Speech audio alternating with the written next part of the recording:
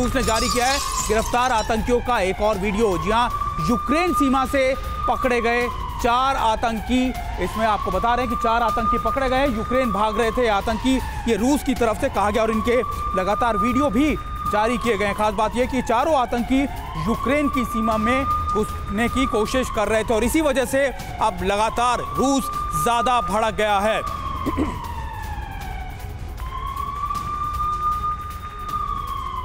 और देखिए, लगातार ये कहा जा रहा था कि ये गाड़ी, हम आपको तस्वीरें दिखा रहे हैं कि जिस गाड़ी से या आतंकियों ने इस पूरी घटना को अंजाम किया, इसको बहुत करीब यूक्रेन बॉर्डर के पकड़ा गया और खास बात यह कि चारों को जिंदा पकड़ लिया गया। सबसे बड़ा सबूत इस पूरी कॉन्स्पिरेसी का लगातार इसी से मिलेगा।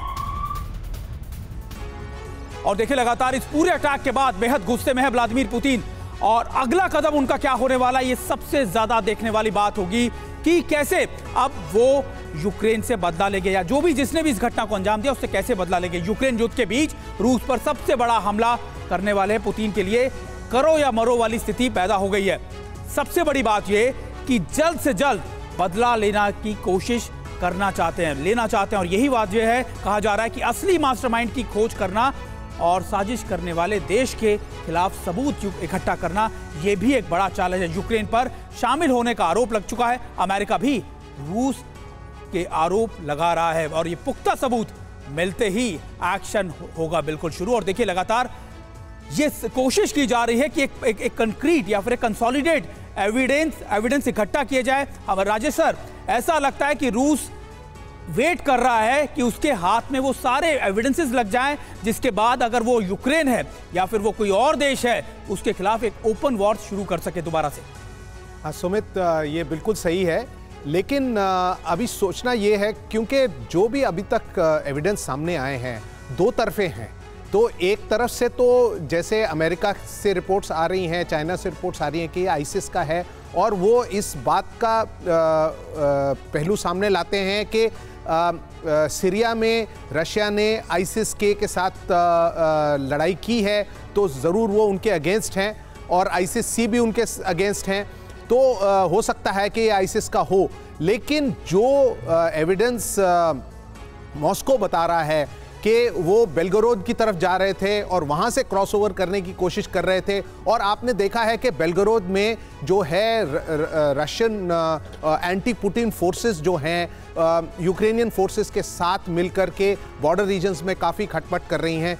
तो इन दोनों पहलुओं से अभी एविडेंस और सामने आएगा, हमें इंतज़ार करने की ज़रूरत है। देखते हैं किस तरफ एविडेंस भारी होता है, क्योंकि दोनों तरफों और जो अमेरिका ने स्टेटमेंट दिया कि यूक्रेन इन्वॉल्व नहीं है, इसमें कुछ एक गिल्टी कॉन्शियस की कुछ स्मेल आ रही है। तो मेरे हिसाब से अभी समय लगेगा कुछ दिन। बिल्कुल और इसका इंतजार निश्चित तौर पर रहेगा। रूस की तमाम जो जांच एजेंसियां हैं वो इस वक्त इसी काम में लगी हुई हैं और व्लादिमीर पुतिन का जो इशारा है वो साफ इस बात की तरफ इशारा करते नजर आते हैं कि इस हमले के पीछे जो हैं, यानी ये आतंकी तो प्यादे बढ़ते, लेकिन इनके पीछे जो हैं वो जरूर पकड़े जाएंगे और जो लोग मारे गए हैं उनके परिवार वालों के साथ इंसाफ होगा। वहीं रूस में आज राष्ट्रीय शोक दिवस का ऐलान किया गया है। रूस में आज एक दिन का राष्ट्रीय शोक है।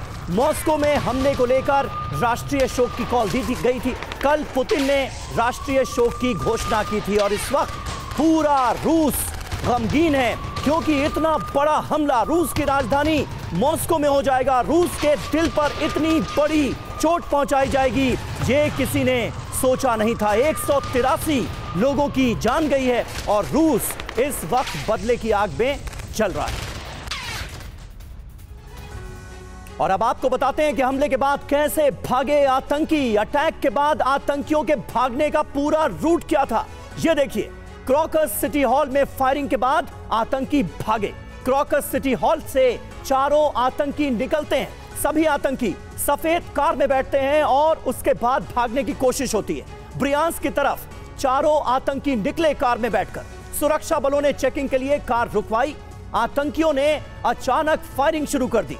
यूक्रेन बॉर्डर पर सुरक्षा बलों के साथ इन आतंकियों की बाकायदा मुठभेड़ हुई।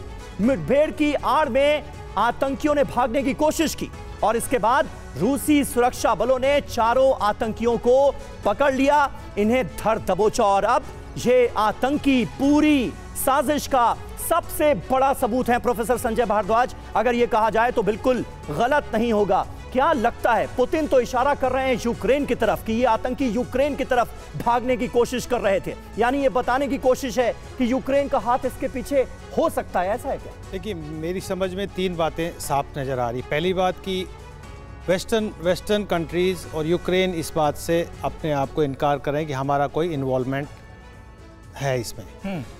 वो इशारा कर रहे हैं कि इस्लामिक स्टेट खुरासान का आतंकी हमला है और खुरासान इसकी जिम्मेदारी उठा रहे हैं। इसमें 2 बातें साफ, तो वीडियो भी जारी किया। दो बातें साफ नज़र आ रही है।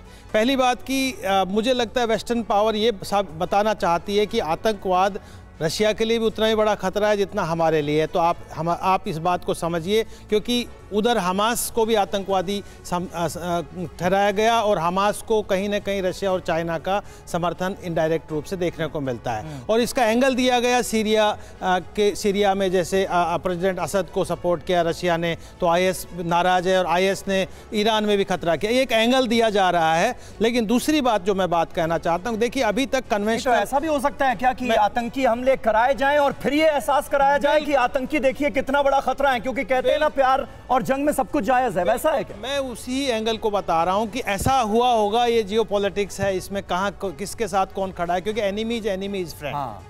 और इस बात को इसको इस्तेमाल किया गया है। लेकिन दूसरा जो पहलू मुझे समझ में आ रहा है कि देखिए अभी तक कन्वेंशनल वॉर चल रहा है। उस कन्वेंशनल वॉर में रशिया बहुत भारी पड़ रहा है यूक्रेन पे और वेस्टर्न पावर पे। तो ये लो इंटेंसिटी अनकन्वेंशनल वॉर, जैसे कि वॉयलेंट नॉन स्टेट एक्टर्स को इन्वॉल्व करके रशिया को डिस्टेबलाइज करने की अपॉर्चुनिटी तलाश की जा रही है। इसमें पुतिन अपना एक आर्ग्यूमेंट को आगे बढ़ा रहा है कि एक बहुत बड़ा हमला है और जनता का सेंटिमेंट्स पुतिन के साथ में, पुतिन को एक अपॉर्चुनिटी है यूक्रेन पे बड़ा हमला करने का और अपना जो स्ट्रेटेजिक डेप्थ है उसमें यूक्रेन में बढ़ाने का। तो ये कई तरीके के गेम चल रहे हैं जब तक इन्वेस्टिगेशन एजेंसी इस बात को साबित नहीं, क्योंकि तार जो मिल रहे हैं कि कहां जा रहे थे आतंकी, यूक्रेन में घुस रहे थे।